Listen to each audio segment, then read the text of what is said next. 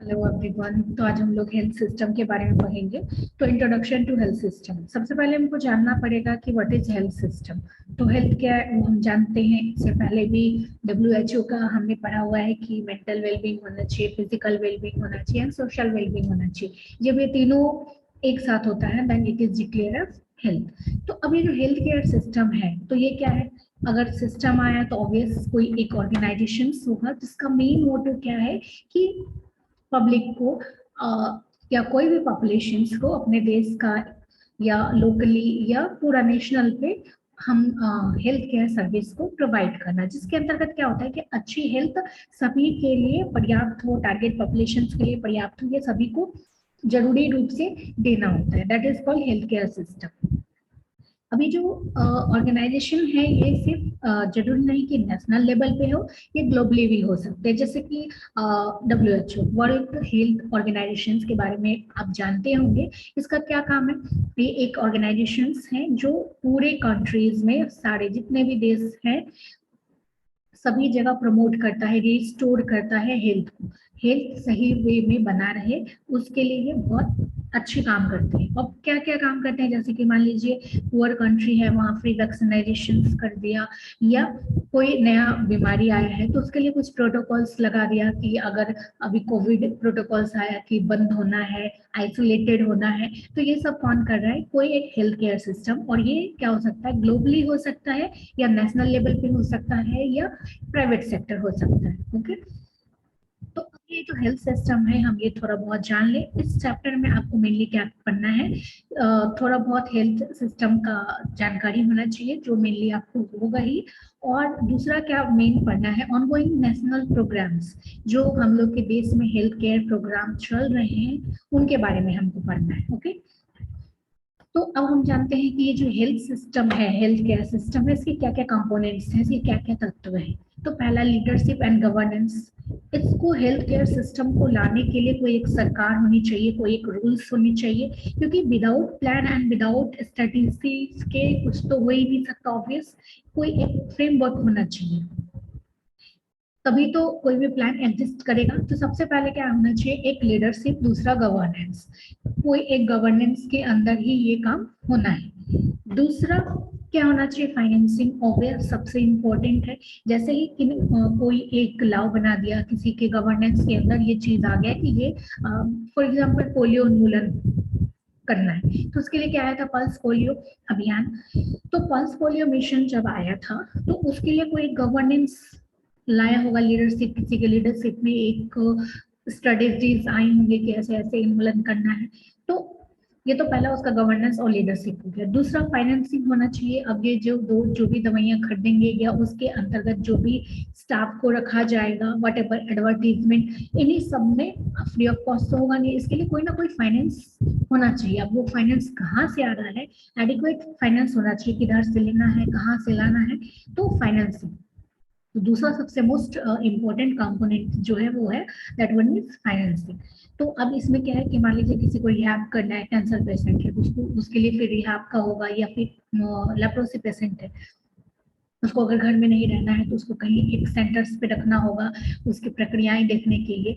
तो rehab centres बनने होते हैं, तो उनको चलाने के लिए वहाँ पे जो खाना दिया जाता है, दवाइयाँ दी जाती हैं, या समहाउ फिजियोथेरेपिस्ट की जरूरत पड़ती है, डॉक्टर्स की जरूरत पड़ती है, तो उनको पेमेंट तो चाहिए, उनको पे करने के लिए कोई चाहिए, कोई एक सिस्टम चाहिए फंडिंग के लिए। तो that one is called as financing. तो second most important component health care का क्या है, फाइनेंस। थर्ड क्या है, फाइनेंस हो गया, एडिक्वेट अमाउंट जमा हो गया, तो उसको कौन लेगा, कोई काम करने वाला होना चाहिए। तो हेल्थ केयर वर्कफोर्स, इसके अंतर्गत सभी स्टाफ्स आते हैं और ये स्टाफ सफिशिएंट होना चाहिए। ऐसा नहीं कि कोई एक मिशन आया है तो उसके लिए गवर्नेंस आ गया, फाइनेंसिंग भी बहुत ज्यादा है बट वर्कफोर्स नहीं है, वर्क है ही नहीं, उसमें आदमी ही नहीं है। तो इस कंडीशंस में क्या हो सकता है, या फिर आदमी 1000 है बट एक ही डिस्ट्रिक्ट में दे दिया, दूसरे डिस्ट्रिक्ट में दिया ही नहीं, तो एक जगह का उन्मूलन हो गया, दूसरी जगह का होगा ही नहीं। तो फेयरली डिस्ट्रीब्यूटेड होना चाहिए। दूसरा वो काफी कॉम्पिटेंट होना चाहिए, बहुत ज्यादा प्रोडक्टिव वे में काम करे। तो वर्कफोर्स थर्ड होगा कि जो काम करने वाला स्टाफ होना चाहिए। फोर्थ क्या है कि टेक्नोलॉजी और मेडिसिन होना चाहिए। ठीक है, ये सारे चीज आ गए आपके पास, गवर्नेंस भी है, उन्होंने एक मिशन भी निकाल दिया, फाइनेंसिंग भी बहुत है, आदमी भी बहुत है। लेकिन पल्स पोलियो उन्मूलन के लिए पल्स पोलियो का ड्रॉप ही नहीं है, क्या होगा, वैक्सीन ही नहीं है, मेडिकल इक्विपमेंट ही नहीं है, टेक्नोलॉजी की काफी कमी है, तो वो इफेक्टिवनेस नहीं आ पाएगा। तो इसके लिए क्या है कि प्रोडक्ट्स भी होना चाहिए, और लास्ट वन क्या है कि हमारा इंफ्रास्ट्रक्चर भी होना चाहिए, कहीं एक हॉस्पिटल होना चाहिए, कोई हेल्थ केयर सिस्टम होना चाहिए जहां से वो चीज डिलीवरी हो सके। तो ये सब हमारे कंपोनेंट्स हैं। लास्ट क्या, इंफॉर्मेशन सिस्टम होना चाहिए, जैसे कि कोई भी चीज बनता है, जितने भी चीज हुए अभी तक, तो उसके लिए एक अलग आपको इंफॉर्मेशन सिस्टम मिलता है, दैट इज कि एक वेबसाइट मिल जाता है, सपोज पल्स पोलियो का ही है, उसका एक वेबसाइट फिर आपको मिल जाएगा, वहां से आपको हर एक इंफॉर्मेशन मिल जाएगा, कितने नंबर ऑफ पल्स पोलियो के पेशेंट बचे हुए हैं, कितने उन्मूलन हुए, कितना डेट वाइज इंफॉर्मेशन रहेगा, तो डेटा सिस्टम उसको कहते हैं।